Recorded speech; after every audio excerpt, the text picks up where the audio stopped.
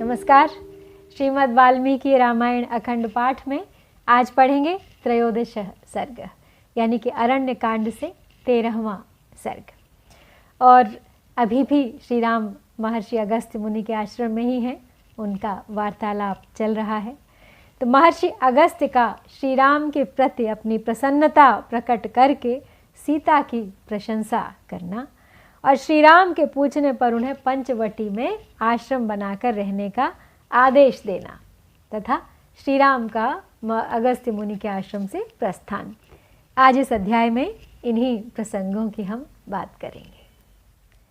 राम प्रीतो अस्मि भद्रम ते परितुष्टो अस्मि लक्ष्मण अभिवादयितुं यन्मां प्राप्तौ स्तः सह सीतया अश्वश्रमेण वाम खेदो बाधते प्रचुरश्रमः व्यक्तमुत्कण्ठते वापि मैथिली जनकात्मजा एषा च सुकुमारी च खेदैश्च न विमानिता प्राजदोषं वनं प्राप्ता भर्तृस्नेह प्रचोदिता यथैषा रमते राम इह सीता तथा कुरु दुष्करं कृतवत्येषा वने त्वामभिगच्छति एषा हि प्रकृतिः स्त्रीणामासृष्टे रघुनन्दन समस्तमनुरज्यन्ते विषमस्थं त्यजन्ति च।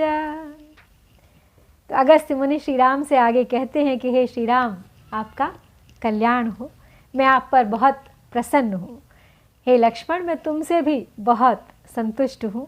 आप दोनों भाई मुझे प्रणाम करने के लिए जो सीता के साथ यहाँ तक आए हो, मुझसे मिलने के लिए यहाँ आए हो, मेरा मान बढ़ाया है, मुझे इस बात की बहुत प्रसन्नता है। तो रास्ता चलने के परिश्रम से जो आप लोगों को बहुत थकावट हुई है, इसके कारण जो कष्ट हुआ है वो आपको बहुत पीड़ा दे रहा होगा। तो मैं आपसे आग्रह करता हूँ कि आप सब अपनी थकावट दूर करें, आराम करें। मिथिलेश कुमारी जानकी भी बहुत थक गई होंगी, यह बात स्पष्ट जान पड़ती है। तो यह सुकुमारी हैं और इससे पहले कभी ऐसे दुखों का सामना उन्हें करना नहीं पड़ा है अपने जीवन में। तो वन में अनेक प्रकार के कष्ट होते हैं, फिर भी यह पति प्रेम के यहाँ देखिए आपके साथ आई हैं और अपना कष्ट बता नहीं सकती हैं। इसलिए आवश्यकता है कि आप कुछ समय यहाँ आराम कर लें। तो हे श्री राम, जिस प्रकार भी सीता का यहाँ मन लगे, जैसे भी ये यहाँ प्रसन्न रहें, वही कार्य आप करें। वन में आपके साथ आकर इसने बड़ा दुष्कर कार्य किया है।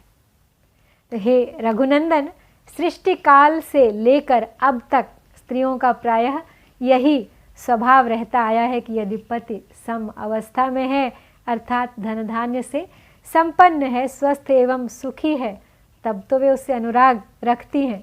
परंतु यदि वह विषम अवस्था में पड़ जाता है, दरिद्र या रोगी हो जाता है, तब वे उसे त्याग देती हैं। लेकिन यहाँ पे एक बात मैं स्पष्ट करना चाहती हूँ कि सभी स्त्रियाँ इसे अपने ऊपर ना लें, क्योंकि सीता भी तो एक स्त्री थी, अनुसुईया माँ भी तो एक स्त्री थी और उनके गुणों की बात भी हम पहले कर चुके हैं। तो एक व्यक्ति में जब गुण होते हैं तो अवगुण भी होते हैं और हर व्यक्ति का अपना अपना अनुभव होता है। तो महर्षि यहाँ अपने अनुभव के अनुसार श्री राम को शिक्षा दे रहे हैं।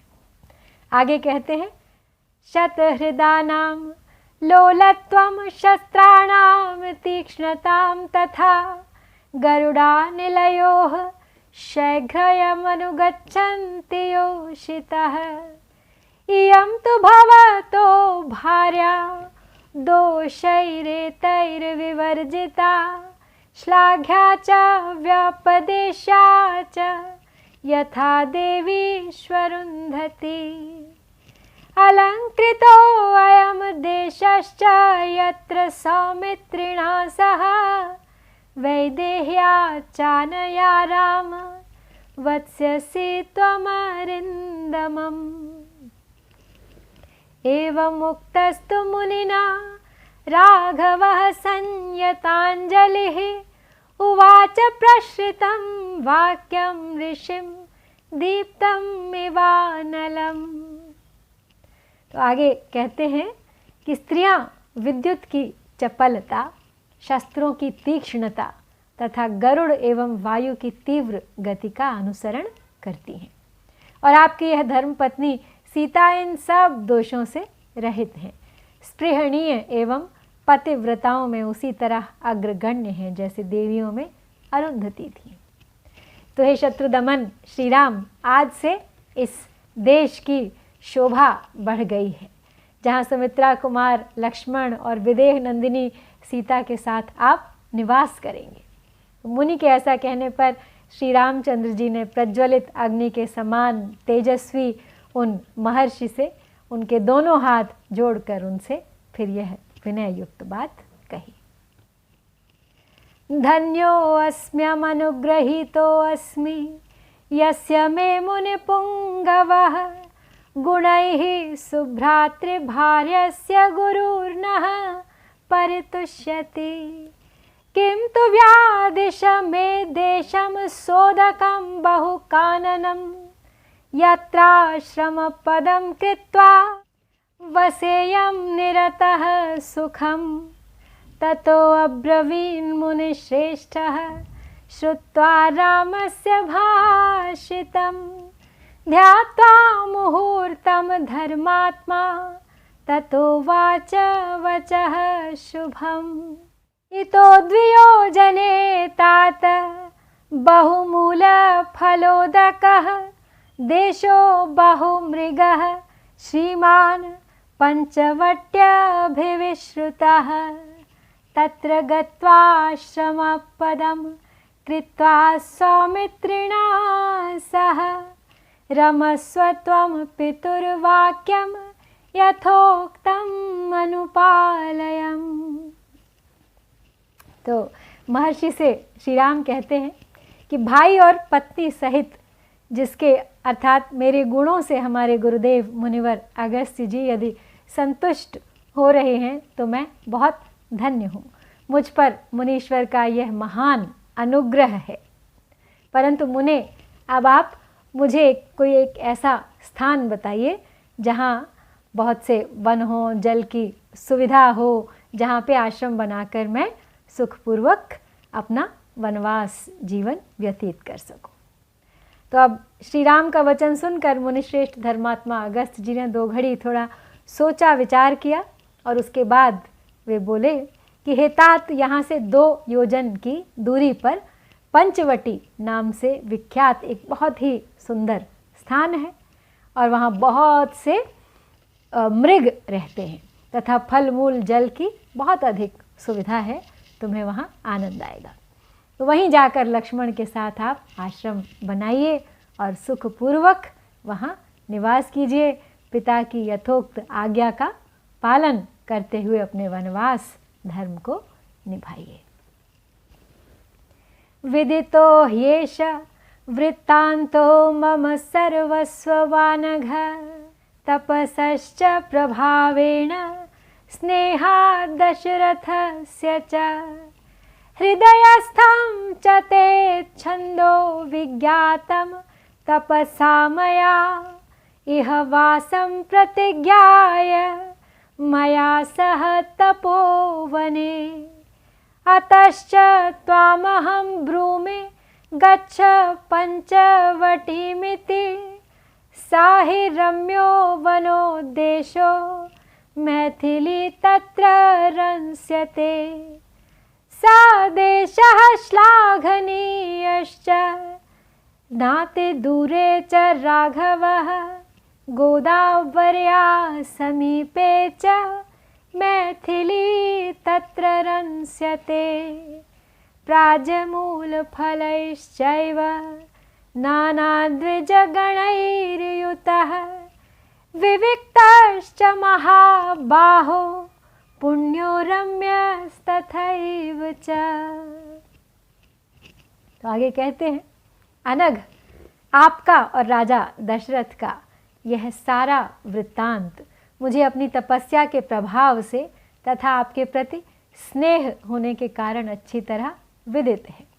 आपने तपोवन में मेरे साथ रहने की और वनवास का शेष समय यहीं बिताने की अभिलाषा प्रकट करके भी जो यहाँ से अन्यत्र रहने योग्य स्थान के विषय में मुझसे पूछा है, तो इसमें आपका हार्दिक अभिप्राय क्या है, यह मैंने आपके अपने तपोबल से जान लिया है। आपने ऋषियों की रक्षा के लिए राक्षसों के वध की प्रतिज्ञा की है और इस प्रतिज्ञा का निर्वाह अन्यत्र रहने से ही हो सकता है। इसलिए क्योंकि यहाँ इस आश्रम के आसपास तो राक्षसों का आना जाना होता नहीं है, इसलिए आप यहाँ से जाना चाहते हैं। इसीलिए अब मैं आपको एक सही जगह बताता हूँ। मैं आपसे कहता हूँ कि पंचवटी जाइए, वहाँ की वनस्थली बड़ी है, बड़ी ही रमणीय भी है, और वहीं मिथिलेश कुमारी सीता आनंदपूर्वक सब ओर विचरेंगी। हे रघुनंदन, वह स्पृहणीय स्थान यहाँ से अधिक दूर नहीं है, गोदावरी नदी के पास उसी के तट पर है, अतः मैथिली का वहाँ खूब मन लगेगा। तो हे महाबाहो, वह स्थान प्रचुर फल मूलों से संपन्न है, भांति भांति के विहंगमों से सेवित है, यानी पक्षियों से। एकांत है वहाँ, पवित्र है वो स्थल और बहुत रमणीय भी है। भवानपि सदाचारः शक्तश्च परिरक्षणो अपि चात्र वसन् राम तापसान् पालयिष्यसि। एतदा लक्ष्यते वीरमधुका नाम महावनम् उत्तरेणास्य गन्तव्यं न्यग्रोधमपि गच्छता। ततः स्थलमुपारुद्य पर्वतस्या विदूरतः ख्यातः पंचवटीत्येव नित्यपुष्पितः काननः। अगस्त्येनैव मुक्तस्तु रामः सौमित्रिणा सह सत्कृत्या मन्त्रयामास तं ऋषिं सत्यवादिनम्। तौ तु तेनाभ्यानुज्ञातौ कृतपादाभिवन्दनौ तमाश्रमं पंचवटीं जग्मतुः सह सीतया। गृहीतचापौ तु नराधिपात्मजौ विषक्ततूणी समेरश्वकातरौ यथोपदिष्टेन पथा महर्षिणा प्रजग्मतुः पंचवटीं समाहितौ। आगे कहते हैं, महर्षि कि आप तो स्वयं सदाचारी हैं और ऋषियों की रक्षा करने में समर्थ हैं, अतः वहाँ रहकर तपस्वी मुनियों का पालन कीजिएगा। तो ये वीर, यह जो महुओं का विशाल वन दिखाई देता है, इसके उत्तर से होकर जाना चाहिए। उस मार्ग से जाते हुए आपको एक बरगद का वृक्ष मिलेगा और उसके आगे कुछ दूर तक फैला हुआ ऊंचा मैदान है, और उसे पार करने के बाद एक पर्वत आपको दिखाई देगा, और उस पर्वत से ही थोड़ी दूर पर पंचवटी नाम से प्रसिद्ध सुंदर वन है जो सदा फूलों से सुशोभित रहता है। तो महर्षि अगस्त्य के ऐसा कहने पर लक्ष्मण सहित श्री राम ने उनका सत्कार करके उन सत्यवादी महर्षि से वहाँ जाने की आज्ञा मांगी। तो उनकी आज्ञा पाकर उन दोनों भाइयों ने उनके चरणों की वंदना की और सीता के साथ वे पंचवटी नामक आश्रम की ओर चल दिए। राजकुमार श्री राम और लक्ष्मण ने पीठ पर तरकश बांध हाथ में धनुष ले लिए। वे दोनों भाई समरांगणों में कातरता दिखाने वाले नहीं थे। वे दोनों बंधु महर्षि के बताए हुए मार्ग से बड़ी सावधानी के साथ पंचवटी की ओर प्रस्थित हुए। तो इस प्रकार यहाँ संपन्न होता है 13वां सर्ग। इत्यार्षे श्रीमद् रामायणे वाल्मीकिये आदिकाव्ये अरण्यकाण्डे 13 सर्गः। ॐ श्री सीतारामचन्द्राभ्यां